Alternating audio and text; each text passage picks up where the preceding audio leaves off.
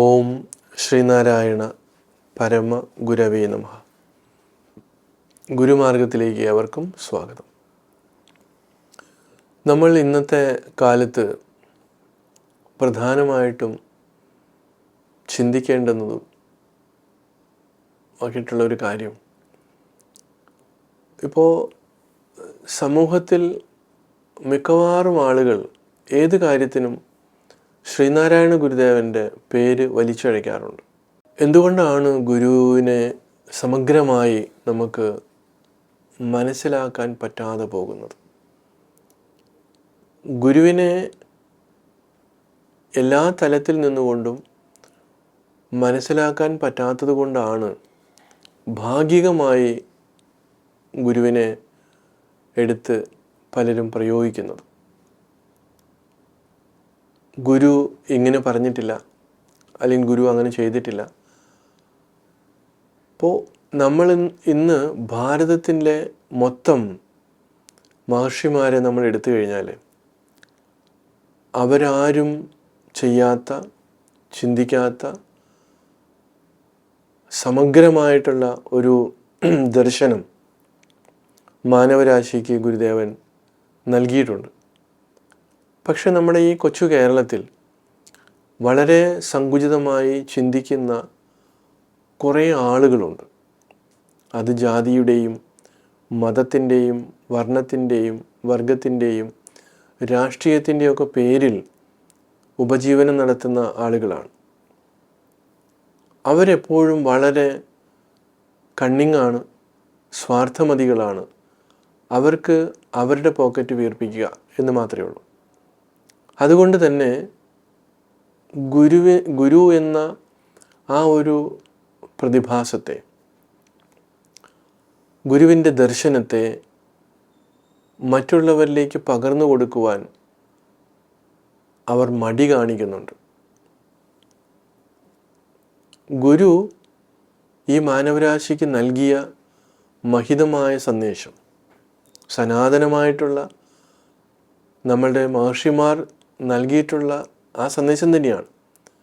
പക്ഷെ അതിനെ ഏറ്റവും ലേറ്റസ്റ്റായിട്ട് അവർക്ക് മനസ്സിലാകുന്ന രീതിയിൽ സമഗ്രമായിട്ട് ഗുരു അവതരിപ്പിച്ചു എന്നുള്ളതാണ്. പക്ഷേ അത് അംഗീകരിക്കുവാനുള്ള അവരവരുടെ അഹങ്കാരം കൊണ്ട്, ഞാനെന്ന ആ വലിയൊരു ഇതുകൊണ്ട് അവരത് ഉൾക്കൊള്ളുന്നില്ല. പലപ്പോഴും ഗുരുവിനെ പൂജിക്കണമെന്ന് പറയുമ്പോൾ വൈമുഖ്യമുള്ള ഒരുപാട് ആളുകൾ നമുക്ക് കാണാം. എന്തുകൊണ്ടാണ്?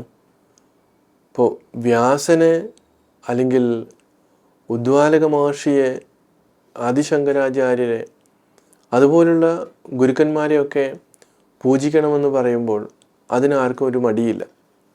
എന്നാൽ ശ്രീനാരായണ ഗുരുദേവനെ പൂജിക്കണമെന്ന് പറയുമ്പോഴോ അത് ഒരു സാമൂഹികമായിട്ടുള്ള സമുദായത്തിൻ്റെ പരിഷ്കർത്താവ് മാത്രമാണ് എന്നുള്ള രീതിയിലേക്ക് ഇവർ ചുരുക്കുകയാണ്. കാരണം ഗുരുവിൻ്റെ ഇത്രമാത്രം വിശാലമായി കിടക്കുന്ന, അതേപോലെ ആഴത്തിലുള്ള കൃതികളെ അവർ പഠിച്ചിട്ടില്ല. 64-ലധികം കൃതികളാണ് ഗുരു രചിച്ചിട്ടുള്ളത്. പ്രത്യേകിച്ച് നമ്മൾ എടുത്തു പറയുമ്പോൾ ഭാരതത്തിൻ്റെ അടിസ്ഥാന പ്രമാണ ഗ്രന്ഥങ്ങളെന്ന് പറയുന്നത് ബ്രഹ്മസൂത്രം, ഉപനിഷത്ത്, ഭഗവത്ഗീത, ഇത് മൂന്നുമാണ്.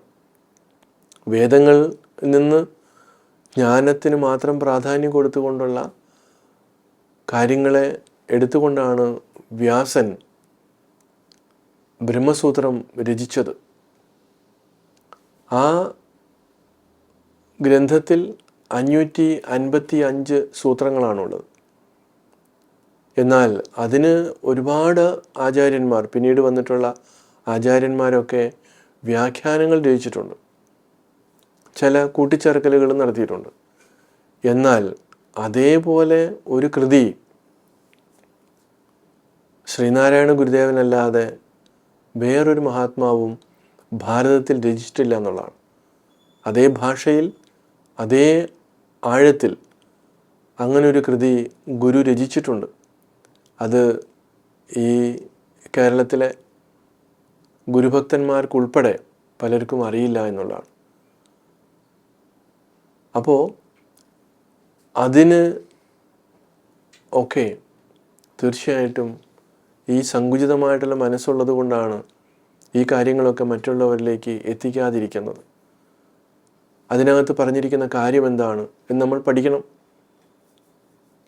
അങ്ങനെ നമ്മൾ നോക്കുമ്പോൾ സാഹിത്യ ലോകത്ത് അല്ലെങ്കിൽ ദാർശനിക ലോകത്ത്, പ്രത്യേകിച്ച് കേരളത്തിൽ, അതിനൊപ്പം നിൽക്കുന്ന വേറെ ഒരു ആചാര്യനെയും ഒരു മഹർഷിയെയും നമുക്ക് കാണാൻ പറ്റില്ല. ഗുരുവിൻ്റെ ഭാഷയും അതുപോലെയാണ്. ഉപനിഷത്തിൻ്റെ അതേപോലെ തന്നെ ഉള്ള ഭാഷയാണ്. കാലം മാറുമ്പോഴും ഇപ്പോൾ മലയാളത്തിലായാലും ശരി, സംസ്കൃതത്തിലായാലും ശരി, അതിന് യാതൊരു മാറ്റവും ഉണ്ടാകുന്നില്ല. അപ്പോൾ മഹർഷിമാർക്ക് മാത്രമേ അത് സാധിക്കൂ.